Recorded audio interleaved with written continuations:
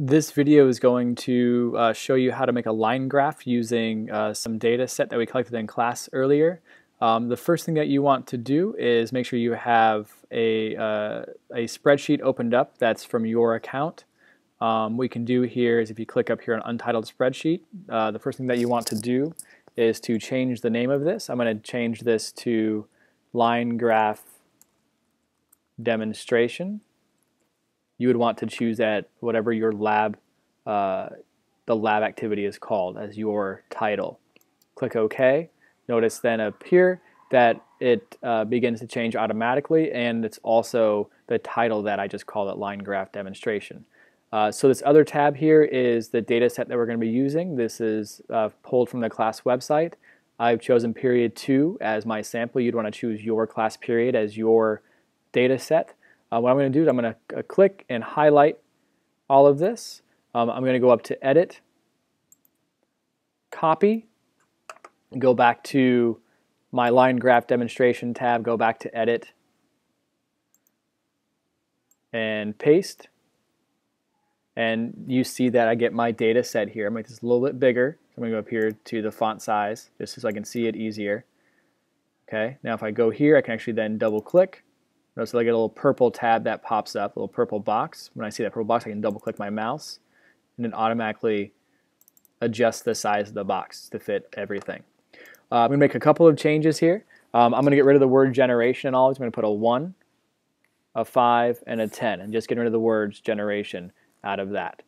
Next is to get rid of these blank rows. To do that, I'm going to right click, go down to delete row, and it gets rid of the row. Again, delete, or right click, delete row, and deletes the row. Click on the number, right click, delete row. Okay, after that, I'm going to highlight my data set. I'm going to go to Insert, Chart.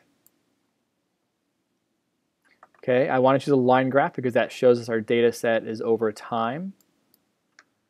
Okay, so it's still not quite the way that I want it. So what I'm going to be doing is I'm going to check all 3 boxes.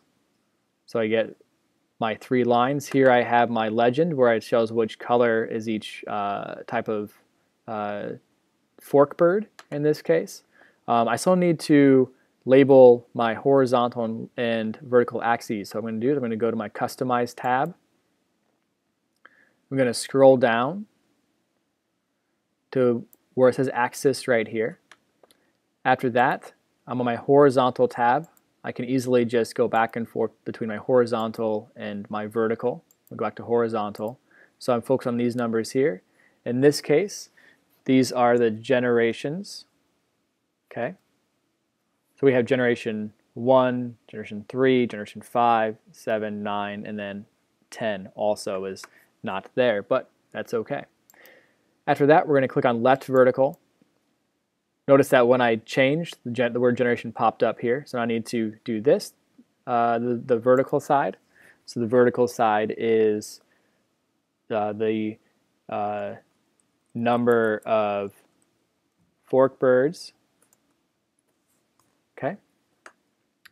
Now I'm not quite done on this tab. I'm going to scroll up. I'm going to give this a title. So population of fork birds over time. So what I did, I just took my left vertical axis label right here, my independent variable or my dependent variable we're measuring. Okay. And I took that and I put the word over, and then I put down this right here, the generation or over time. So you can also change this to generations if we wanted to, and this to number of. Okay, and just so it matches up a little bit better. I can then also, if I need to, I can scroll down. Okay, and I can actually then choose if I want to change my forkbird colors. Let's say I want my 1-tined forkbird to be purple.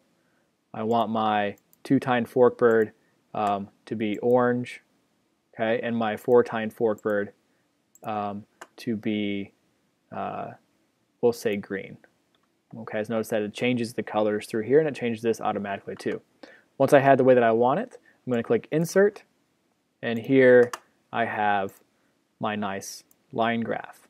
Okay, now again, you can always go back and do small little edits, advanced edit, right here. And I can go back and I can do all of my edits there. This graph gets updated automatically, so if my data set changes, let's say this number changes to a 9, okay, this will also change to a 9. Let's do that a little better. We'll get a much bigger number, let's say 200.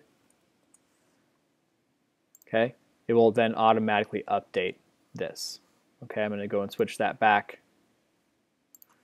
to 7, get it back to the normal spot. And that's how you make a line graph.